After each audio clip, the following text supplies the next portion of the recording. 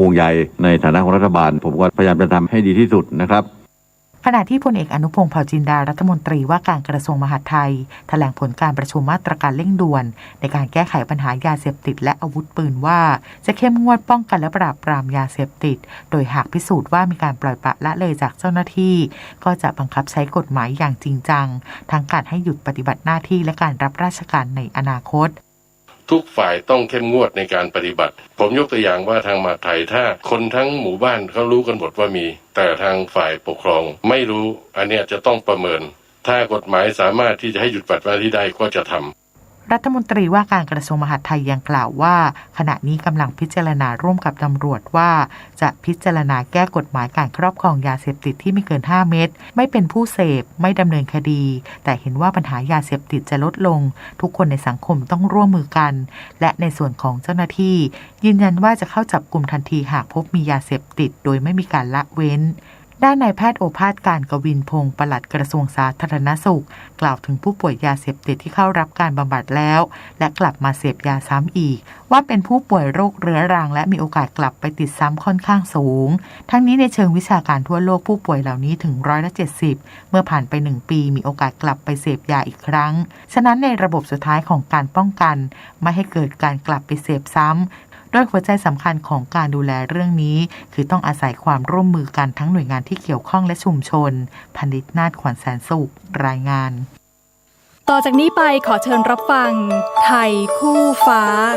รัฐบาลอำนวยความสะดวกแก่ประชาชนที่เข้าร่วมพิธีเปิดพระบรมราชานุสาวรีย์พระบาทสมเด็จพระบรมชนกาธิเบศรมหาภูมิพลอดุลยเดชมหาราชบรมนาถบพิตรในวันนี้ณอุทยานเฉลิมพระเกียรติพระบาทสมเด็จพระบรมชนกาธิเบศรมหาภูมิพลอดุลยเดชมหาราชบรมนาถบพิตรเขตดุสิตกรุงเทพมหานครโดยมีบริการรถโดยสารเฉพาะกิจรับประชาชนจาก4 แห่งคือวงเวียนใหญ่สนามหลวงจุดจอดรถสโมสรกองทัพบกสนามสุพัชลาไสยและกระทรวงการพัฒนาสังคมและความมั่นคงของมนุษย์บริการเรือข้ามฟากจากท่าเรือท่าช้างวัดระฆังและวัดอรุณรวมถึงเรือโดยสารไฟฟ้าเส้นทางท่าเรือนนทบุรีท่าเรือท่าช้างให้บริการฟรีตลอดทั้งวันนอกจากนี้ยังมีบริการอาหารและเครื่องดื่มฟรีตั้งแต่เวลา 11 นาฬิกาจนถึงเสร็จพิธีค่ะสื่อสารภารกิจรัฐบาลกับสำนักโฆษกสำนักเลขาธิการนายกรัฐมนตรีเราจะสืบสารรักษาและต่อยอดและครองแผ่นดินโดยธรรมเพื่อประโยชน์สุขแห่งอาณาราษฎรตลอดไปพระปฐมบรมราชโองการพระบาทสมเด็จพระเจ้าอยู่หัวในพระราชพิธีบรมราชาภิเษกเมื่อวันที่ 4 พฤษภาคม พุทธศักราช 2562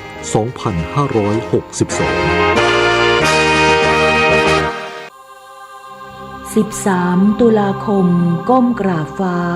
100 ดวงใจแทนมาลามาถวายด้วยสำนึกรำลึกคุณอุ่นใจกายตราบชีพวายจงรักมั่นภักดีน้อมรำลึกในพระมหากรุณาธิคุณอันหาที่สุดมิได้ข้าพระพุทธเจ้าคณะผู้บริหารข้าราชการและเจ้าหน้าที่สถานีวิทยุกระจายเสียงแห่งประเทศไทยกรมประชาสัมพันธ์7:17 นาทีต่อไปรับฟังข่าวต่างประเทศองค์การอนามัยโลกหรือ WHO และศูนย์ป้องกันและควบคุมโรคยุโรปหรือ ECDC ระบุว่าการระบาดระลอกใหม่ของโรคโควิด -19 เกิดขึ้นอย่างแพร่หลายในยุโรปโดยข้อมูลของ WHO ประจำภูมิภาคยุโรปเผยให้เห็นว่าเฉพาะในยุโรปมีจำนวนผู้ติดเชื้อโรคโควิด -19 เพิ่มขึ้นในสัปดาห์ที่สิ้นสุดวันที่ 2 ตุลาคมถึง8%จากสัปดาห์ก่อนหน้าแถลงการร่วมของนายฮันส์ คลูชผู้อำนวยการ WHO ประจำยุโรปและแพทย์หญิงแอนเดรีย แอมมอนผู้อำนวยการ ECDC เมื่อวานนี้ระบุว่าแม้พวกเราจะไม่อยู่ในที่ที่พวกเราอยู่เมื่อปีที่แล้วแต่ก็มีความชัดเจนว่าการระบาดของโรคโควิด -19 ยังไม่สิ้นสุดและโชคไม่ดีที่มีสิ่งบ่งชี้ว่าจำนวนผู้ติดเชื้อในยุโรปกำลังเพิ่มขึ้นซึ่งชี้ให้เห็นว่าคลื่นการระบาดระลอกใหม่ได้เริ่มขึ้นแล้วและเมื่อสัปดาห์ที่แล้วเจ้าหน้าที่สาธารณสุขฝรั่งเศสก็กล่าวว่าฝรั่งเศสเข้าสู่การระบาดระลอกที่ 8 ของโรคโควิด -19 แล้ว องค์การอนามัยโลกหรือ WHO ประกาศวันนี้ว่าจำนวนผู้ติดเชื้อฝีดาษวานอนทั่วโลกมากกว่า 70,000 คนแล้วและเตือนว่าการที่จำนวนผู้ป่วยรายใหม่ลดลงไม่ได้หมายความว่าประชาชนควรละเลยการป้องกันตนเองจากโรคดังกล่าวนายเทดรอส อัธานอม เกเบรเยซุสผู้อำนวยการองค์การอนามัยโลกกล่าวว่ามีการรายงานจำนวนผู้ป่วยฝีดาษวานอนมายัง WHO มากกว่า 70,000 คนและมีผู้เสียชีวิต 26 คนและว่าจำนวนผู้ติดเชื้อทั่วโลกลดลงอย่างต่อเนื่องแต่เมื่อสัปดาห์ที่แล้ว 21 ประเทศรายงานจำนวนผู้ติดเชื้อเพิ่มขึ้นโดยส่วนมากอยู่ในทวีปอเมริกาซึ่งมีผู้ป่วยโรคดังกล่าวคิดเป็นเกือบ90%ของจำนวนทั้งหมดที่รายงานเมื่อสัปดาห์ที่แล้วนายเทโดรส อัดฮานอม เกเบรเยซุสผู้อำนวยการองค์การอนามัยโลกหรือ WHO กล่าวเมื่อวานนี้ว่า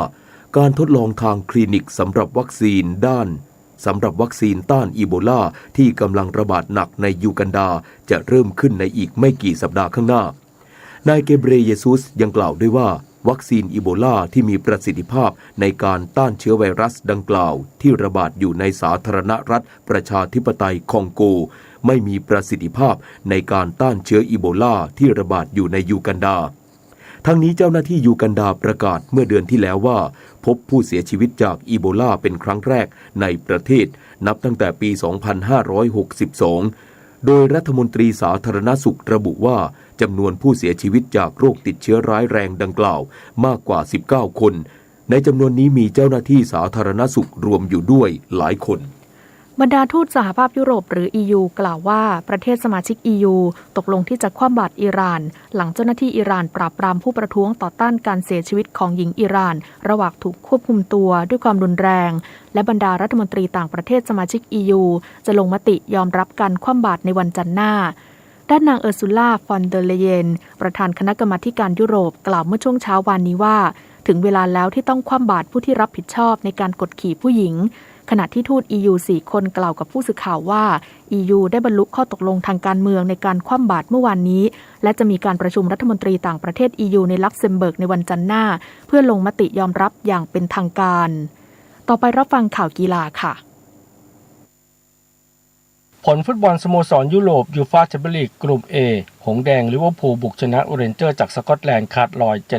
7-1นาโปลีจากอิตาลีชนะอาแจ็คจากเนเธอร์แลนด์4-2กลุ่ม B แอตเลติโกมาดริดจากสเปนเสมอกับคลับพุชจากเบลเยียม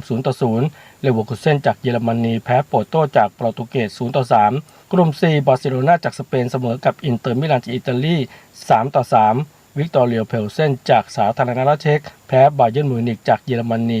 2-4กลุ่ม D ท็อตแนมฮอตสเปอร์ชนะแฟรงก์เฟิร์ตจากเยอรมนี3-2สปอร์ติ้งลิสบอนจากโปรตุเกสแพ้โอลิมปิกมาร์เซย์จากฝรั่งเศส0-2ต่อกันที่การแข่งขันจักรยานทางไกลนานาชาติทัวร์เดอละกังวี2022ที่มาเลเซียในระดับโปรซีรีส์เก็บคะแนนสะสมคัดเลือกโอลิมปิกเกม2024เป็นการชิงชัยสเตจที่2ระยะทาง 178.9 กิโลเมตรรัชชานนท์ เยาวรัตน์นักปั่นทีมไทยแลนด์คอนติเนนตัลเก็บเจ้าความเร็วหรือว่า IS ได้อันดับที่1ใน IS 3และอันดับที่3ใน IS 1กับ IS 2รวมทั้งอันดับที่2เจ้าภูเขาจุดที่2โดยแชมป์ประจำสเตจเป็นของฮวนเซบาสเตียนโมนันโลนักปั่นสเปนจากทีม UAE ส่วนนักปั่นไทยอันดับดีที่สุดในสเตจ2คืออัธศร พันธ์สะอาดได้อันดับที่2ของเอเชียและอันดับที่14ของนักปั่นทั้งหมดขณะที่ผู้นำเวลารวมยังเป็นเกรฟ ไซรัสซานักปั่นรัสเซียทีมแอสตานาส่วนพิรพลชาวเชียงขวางยังอยู่ที่4และอันดับที่2เบสเอเชียนสำหรับประเภททีมเบสเอเชียนอันดับที่1ยังเป็นทีมไทยแลนด์คอนติเนนตัลโดยมีทีมตรังกานูโพลีกอนของมาเลเซียตามมาที่2ซึ่งสเตจที่3ระยะทาง 123.7 กิโลเมตรจะเป็นทางขึ้นเขาอีกเช่นเดิมกอล์ฟหญิง Honda LPGA Thailand 2023ระหว่างวันที่23-26 กุมภาพันธ์ปีหน้าที่สยามคันทรีคลับโอคอร์สพัทยาเพิ่มเงินรางวัลเป็น $1,700,000 หรือประมาณ63ล้านบาทโดยในครั้งนี้จะกลับมาจัดงานอย่างเต็มรูปแบบหลังจากจัดแบบสนามปิดไม่มีผู้ชมมาตั้งแต่ปี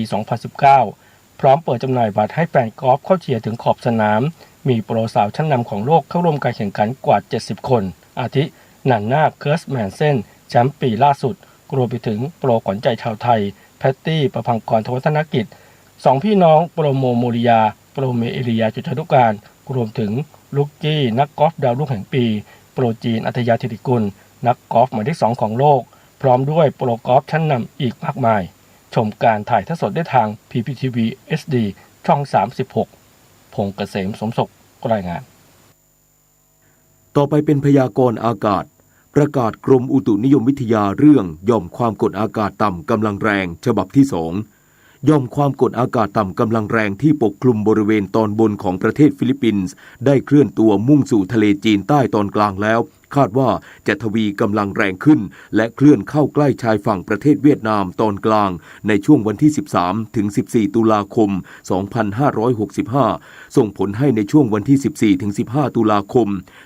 2565 บริเวณภาคตะวันออกเฉียงเหนือภาคตะวันออกภาคกลางรวมทั้งกรุงเทพมหานครและปริมณฑลจะมีฝนเพิ่มขึ้นโดยมีฝนตกหนักบางแห่งในภาคตะวันออกเฉียงเหนือบริเวณจังหวัดชัยภูมิขอนแก่นกาฬสินธุ์มุกดาหารมหาสารคามร้อยเอ็ดยโสธรอำนาจเจริญบุรีรัมย์สุรินทร์ศรีสะเกษและอุบลราชธานีขอให้ประชาชนในบริเวณดังกล่าวระวังอันตรายจากฝนตกหนักและฝนที่ตกสะสมซึ่งอาจทำให้เกิดน้ำท่วมฉับพลันและน้ำป่าไหลหลากโดยเฉพาะพื้นที่ลาดเชิงเขาใกล้ทางน้ำไหลผ่านและพื้นที่ลุ่มไว้ด้วยพยากรณ์อากาศตั้งแต่เช้าวันนี้จนถึงเช้าวันพรุ่งนี้ภาคเหนืออากาศเย็นในตอนเช้าโดยมีฝนฟ้าคะนอง30%ของพื้นที่ส่วนมากบริเวณจังหวัดแม่ฮ่องสอนเชียงใหม่เชียงรายลำพูนลำปางตากสุโขทัยและกำแพงเพชร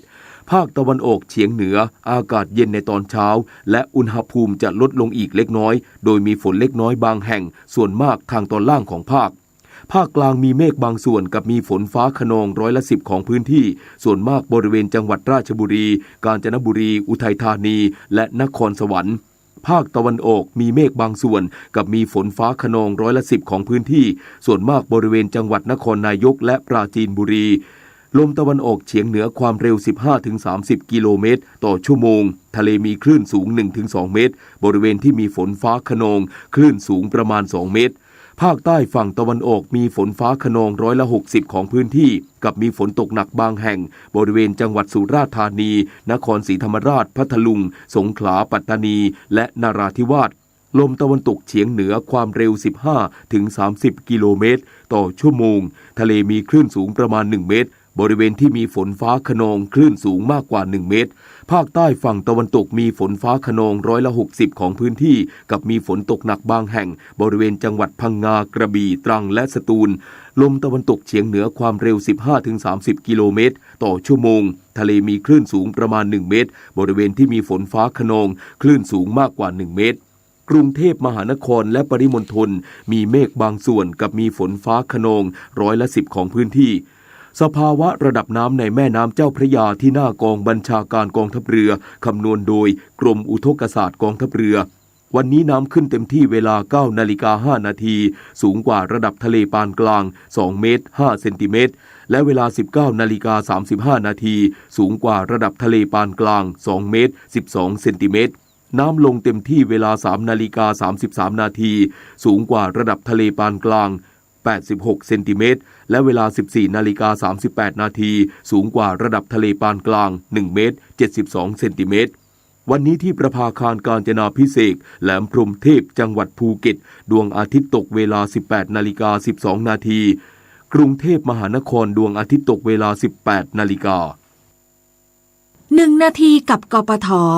อุบัติเหตุจากการขับรถทางโค้งหรือเส้นทางที่เป็นภูเขามักเกิดขึ้นกับผู้ไม่คุ้นเคยเส้นทางหรือไม่ระมัดระวังรวมทั้งไม่ปฏิบัติตามกฎจราจรอย่างเคร่งครัดการขับเข้าโค้งธรรมดาหรือบนภูเขาที่ปลอดภัยต้องมองทางให้ไกลหรือให้ลึกโดยให้คนนั่งข้างช่วยดูสภาพทางด้วยนะครับเมื่อแน่ใจว่าไม่มีรถสวนมาจึงจะใช้วิธีตัดโค้งวิธีนี้จะช่วยให้รถทรงตัวดีเข้าโค้งได้เร็วรถไม่ใช้กำลังมากลูกปืนล้อไม่ต้องทำงานหนักยางไม่ล้มตัวมากหน้ายางจะสัมผัสผิวถนนได้มากตามไปด้วยแต่ต้องแน่ใจนะครับว่าไม่มีรถสวนมาหากจะเข้าโค้งขวาก่อนเข้าโค้งให้ถอนคันเร่งลงหักพวงมาลัยไปทางซ้ายเล็กน้อยแล้วหักพวงมาลัยมาทางขวาเพื่อทำโค้งให้กว้างขึ้นแต่หากจะเลี้ยวซ้ายก็ให้หักไปทางขวาเล็กน้อยแล้วเลี้ยวซ้ายเพื่อการขับรถที่ปลอดภัยครับ ด้วยความปรารถนาดีจากกรมประชาสัมพันธ์และกองทุนเพื่อความปลอดภัยในการใช้รถใช้ถนนกรมการขนส่งทางบกกระทรวงคมนาคมรู้รักภาษาไทยโดยความร่วมมือของสำนักงานราชบัณฑิตยสภาและกรมประชาสัมพันธ์วันนี้เสนอคำว่าซึกเป็นชื่อไม้ยืนต้นขนาดใหญ่เป็นไม้พื้นเมืองของอเมริกาและเอเชียในไทยมีเรียกชื่อหลายชื่อเช่นพฤกษ์มะรุมป่าทอนนามะขามโคกจามจุรีต้นซึกมีเปลือกสีเทาขรุขระแตกเป็นร่องตามยาวกิ่งมีขนาดใหญ่ใบเล็กคล้ายใบก้ามปูพุ่มใบแผ่เป็นรูปร่มแต่ไม่แผ่กว้างอย่างก้ามปูดอกคล้ายกับดอกก้ามปูเมื่อยังอ่อนมีสีเขียวและขาวเมื่อแก่เปลี่ยนเป็นสีเหลืองนวลใกล้โรยจึงเปลี่ยนเป็นสีเหลืองอมแสดฝักมีลักษณะแบนยาวกว้างฝักอ่อนสีเขียวเมื่อแก่สีน้ำตาลอ่อนไม่มีรสต้นซึกพบในวรรณคดีหลายเรื่องเช่นมหาเวสสันดรชาดกกันจุลพลพระนิพนธ์สมเด็จพระมหาสมณเจ้า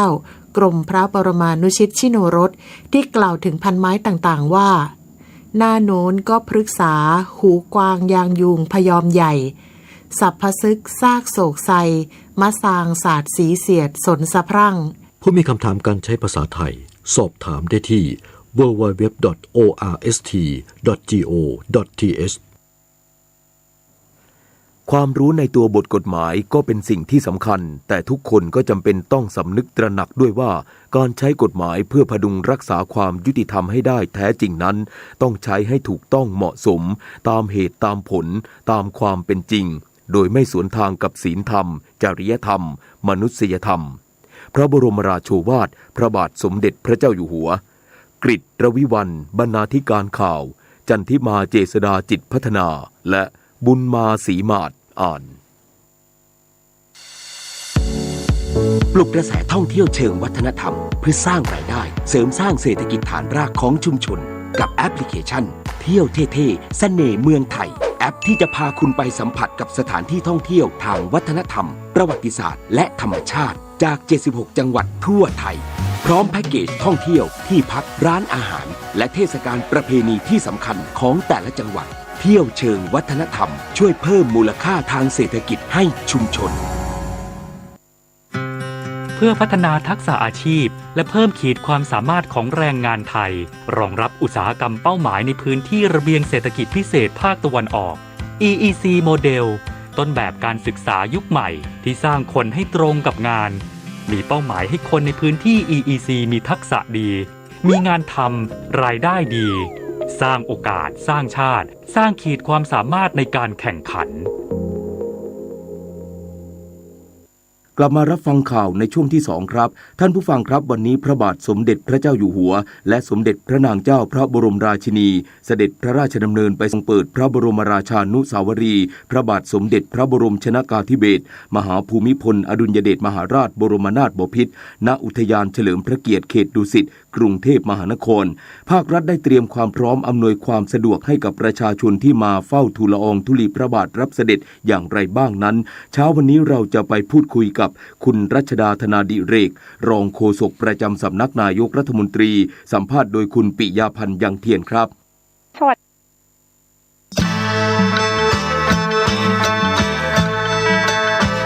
ออกพรรษาถวายผ้ากฐินทาน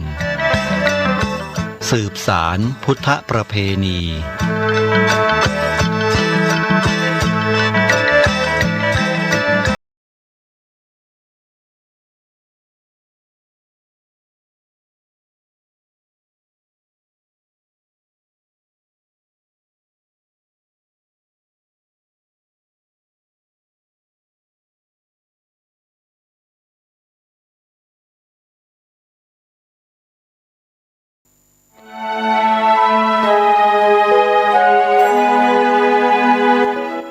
เชิญร่วมเป็นเจ้าภาพทอดกฐินสามัคคีสมทบทุนบูรณะปฏิสังขรณ์